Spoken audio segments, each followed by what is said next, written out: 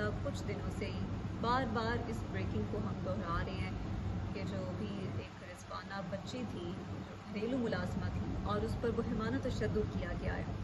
سب سے پہلے تو اس واقعے کی جتنی بھی مذمت کی جائے وہ کم ہے، کیونکہ ایسا کرنے والا یا کرنے والی کوئی بھی نارمل انسان نہیں لگتی. وہ انسانیت کا اس سے دور دور تک کوئی تعلق دکھائی نہیں دیتا. ضرور اس کو کوئی سائیکولوجیکل ایشو ہے اور اس کو اس کی ضرورت بھی ہے.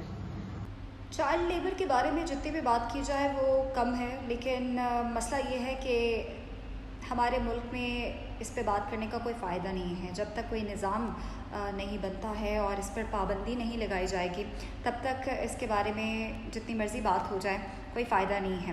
رضوانہ کے والدین جیسے والدین کے لیے جو پیسوں کے عوض اپنے بچوں کو بہت دور شہروں میں بھیج دیتے ہیں، نہ ان کو جانتے ہیں نہ پہچانتے ہیں، بس یوں ہی کوئی رشتہ داری نکل آئی، کسی نے کہہ دیا کہ ان کو ضرورت ہے کام پر بچی کی، اس کو وہاں پر بھیج دیا، اس کے بعد وہ مڑ کر بھی نہیں پوچھتے. تو جس طرح سے آج رضوانہ کے والدین اتنے دکھی ہیں اتنے دکھی ہوتے ہیں. لیکن یہ دکھی پہلے کیوں نہیں ہوتے؟ جیسے کہ رضوانہ کے والدین 6 ماہ سے اپنی بچی کو چھوڑ کر آئے، لیکن انہوں نے پلٹ کر خبر تک نہ لی، فون پر بات تک نہیں کی. اگر انہوں نے بات کی ہوتی فون پر، ان سے پوچھا ہوتا یا خود گئے ہوتے تو ان کو پتا ہوتا کہ ہماری بچی کس حالت میں ہے. کیا بچی تب نہ اپنی ماں باپ کو بتاتی؟ کیا بچی کے جو پرانے نشانات ابھی بتائے جا رہے ہیں وہ والدین کو دکھائی نہ دیتے؟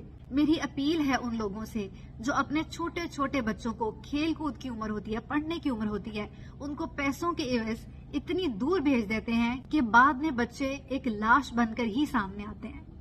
خوددارا اپنے بچوں کو پیسوں کے عوض اتنی دور دور نہ بھیجا.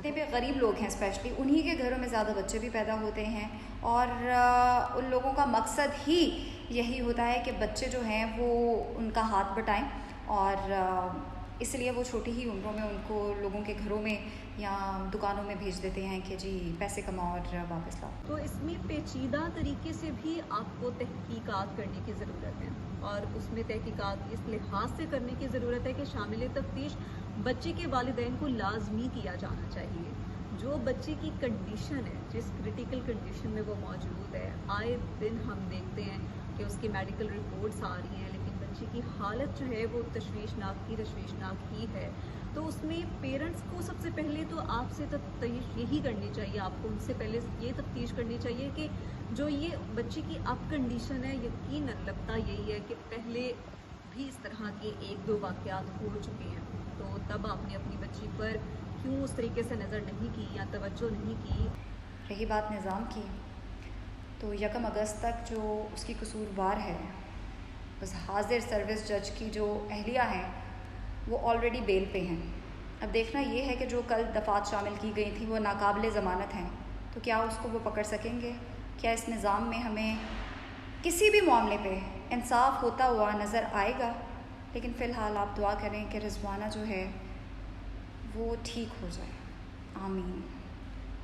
یہ کہ حکومت وقت کا یہ کام ہے کہ آپ یہ چیز دیکھیں کہ اگر چائلڈ لیبر پر بار بار چائلڈ پروٹیکشن بیوروز بھی آتے ہیں اور چائلڈ لیبر سے بار بار منع کرتے ہیں، تو پھر بھی کیونکہ وہ لوگ غریب ہیں، ان کے پاس کوئی چارہ نہیں ہے، لیکن یہ آپ کا کام ہے کہ آپ اس پر امپلیمنٹیشن کروائیں کہ آخر ایسی کون سی وجوہات ہیں جو اپنے چھوٹے چھوٹے بچوں کو کم پیسوں کی اجرت پر اتنی مشکلات میں بھیج دیتے ہیں.